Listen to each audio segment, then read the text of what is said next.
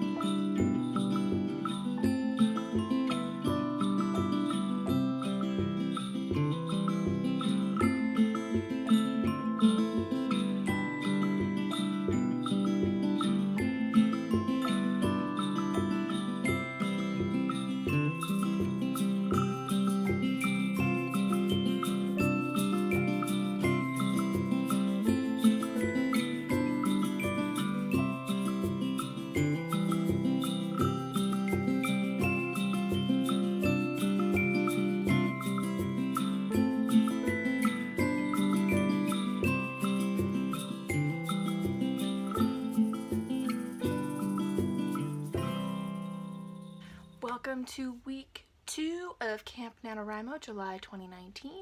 I'm your host, RaiBshaw. No, just kidding. I got up a little after 5 o'clock this morning, and that's okay. This is actually the earliest I've gotten up yet this camp.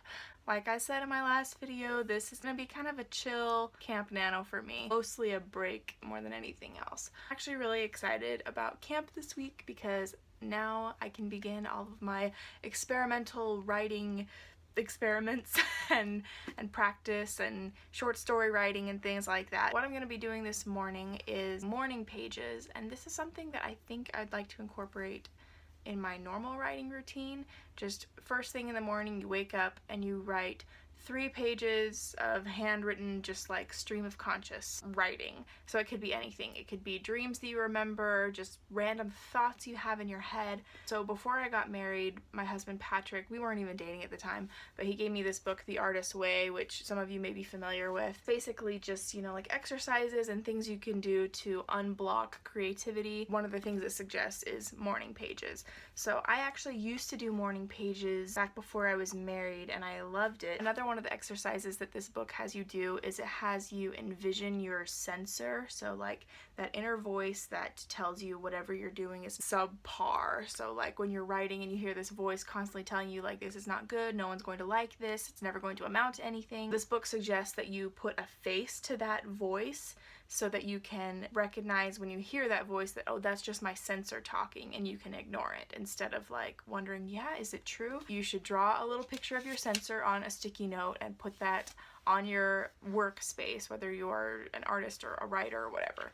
And so this is the picture that I drew of my censor back in like 2015, I'm pretty sure it was. So this has been sitting in my book on the front page, but what I'm going to do now is I'm just going to stick it on my writing desk where I can see her. So the idea of the morning pages is that it's also called the brain drain. Basically, it helps you get rid of all the thought phlegm that you kind of have to like cough out before the good stuff comes. For lack of a better way to explain it, it's explained really beautifully in this book, of course, but you just sit down and you have to write 3 pages. You just fill them stream of conscious longhand, and it can be anything. It can even be like, I don't know what to write, and you just write that over and over and over again. The purpose of this is to kind of silence that inner cynic and just get past whatever is holding you back from your creativity. Here's a quote I really liked that I found in the book by C.G. Jung. The creation of something new is not accomplished by the intellect, but by the play instinct acting from inner necessity. The creative mind plays with the objects it loves. So the morning pages is supposed to kind of help you break out of that logical way of thinking and break into that creative and playful way of thinking. One time when I was writing my morning pages, I ended up writing a play, which is interesting because I never think to write plays or screenplays or anything like that. That's just not my way of writing. But for some reason, when you're doing morning pages, the longer you do it over a period of days and weeks and months, your creativity really does find new outlets and new ways of looking at things. So I'm hoping I can get back into this habit of doing morning pages before I start my writing projects. So that's what I'm going to do right now. I'm going to fill 3 pages with just stream of conscious thoughts. Definitely is not going to be anything good, but the point is no one is ever going to see my morning pages, so it doesn't matter if they're not good. And so I'm going to stop babbling and just get to my morning pages. Here's a fable of how the red came to rest upon your pretty hair, upon your pretty head. Other colors couldn't save themselves from being gently shed as you dreamt of fairies softly in your bed. It's Thursday night of week 2, and I just got back from the gym and I'm making dinner while my husband takes a shower. But I just wanted to talk really quickly about how my morning pages are going. I just found it interesting that what I ended up writing was not really anything creative at all. I mean, I was only supposed to be writing stream of consciousness, and the idea is that you don't want your pen to leave the page. You don't want to stop or pause to think about what you're going to write. You just write whatever comes to your mind, and if you can't think of anything, you just write, oh my gosh, I can't think of what to write. You just have to keep writing straight through. And so what ended up coming out for me was a lot of stuff that I've just had on my mind, that I've kind of been worried about, that I've been pushing to the back of my mind. And just writing it out, all my thoughts and what I thought about those things that were kind of concerning me or that were stressing me out, it really helped just to get that out. And then once that was out, it wasn't in the way anymore, inhibiting my creativity. That worked out really great today. So I'm going to just cook some dinner and eat it, and then I'm going to spend some time reading tonight. And what I'm reading, because a couple of you have been asking me, I am reading Rebecca by Daphne du Maurier. This is actually the book that I got when I did my collab with Dawn Kozak, which I will link in the cards above if you didn't see that. Dawn lives not too far away from me. She's also an author tuber, and so we met up at a Barnes & Noble and did a collab where we both picked out a book for one another to read. This is the one that I chose, and I haven't gotten around to reading it yet, so I'm reading it now. And I have so many thoughts. I'm really enjoying this book. Oops, sorry, I just cut off there the other day. My mom ended up calling me and I talked to her on the phone and forgot all about what I was talking about. I'm reading Rebecca by Daphne du Maurier. I'm really liking it. I usually avoid saying this on my channel because I don't want to sound like a pretentious, like, stuck-up snob, but I really like reading classic literature. A lot of the time I actually prefer reading classic literature over a lot of stuff that's popular today, but that may be because I just haven't read enough of what's popular today and I'm more familiar with a lot of the classics. It's funny because in classic literature, they break all the rules that we try to adhere to today as far as writing goes. Their descriptions are really long-winded. I mean, the book Rebecca opens up with, I kid you not, 4 to 5 pages of her just describing what the house looks like and the way that the plants are growing up around the house and intertwining with each other and everything. And at first I was like, man, I don't know if I'm gonna be able to make it through this if the whole book is like this. But it's interesting because the further I read and got into the story, it's almost like the fact that she spent so much time describing these things just enriched the character experience and made you feel how much she misses that house and how much it means to her. I don't know. It's like you kind of have to have a lot more patience to read books like that, but I feel like the patience is well worth it because it creates this depth that I feel like is missing in a lot of books nowadays. I feel like we get just like a really shallow representation of things now because we're all about making it quick and entertaining and not losing the reader's focus. You know, like we're so caught up in catering to a binge watching world and people who like have really short attention spans that we kind of miss out on and the depth and just the level of detail that goes into a lot of the classic literature. I don't know, people just had a lot more patience for things like that back then. And I feel like if you can develop that patience when reading classic literature, you will get out of it something that you wouldn't otherwise if all you were looking for was to be entertained. That's the end of my rant on that. I've been thinking about that a lot lately because I've been reading Rebecca.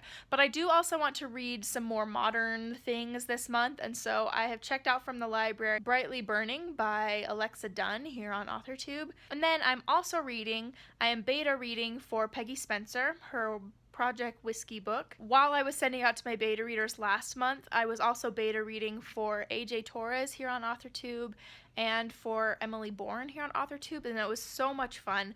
AJ Torres wrote a high fantasy novella, so that was really fun to read. It was really fast. And then Emily Bourne wrote a contemporary romance. Both of those were really fun to read. They were perfect because neither of them were the same genre that I was writing in, and so it didn't clash with what I was trying to do. Now, Peggy Spencer's novel that I'm beta reading right now is also a contemporary romance, and so far it's really fun and I'm really enjoying it. She's a very good writer. Her characters are great.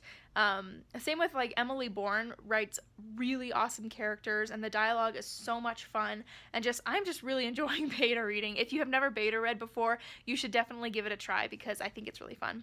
But anyways, so what I'm doing right now, I want to close up this vlog somewhat soon, but what I'm doing right now is I'm going over my goals for the last quarter of the year, seeing how I did on them, and I'm setting my goals for the new quarter because I need to get my quarterly goals up ASAP because we're almost to the middle of July and I still haven't posted that video. So that's what I'm doing right now, making those goals. I'm going to film that video and then get it posted. As far as Camp Nano goes, I changed my goal from word count to hours because a lot of the word count that I got was my revisions of Untamable, and I realized when you do a word count goal, you have to validate it at the end, and so you have to copy and paste all the words that you've written into the Nanowrimo website, and I realized I'm not going to be able to do that because I don't remember where I was writing in chunks throughout the book, and I can't remember where those chunks are. I didn't keep track of them, so it's going to be impossible to validate my word count at the end.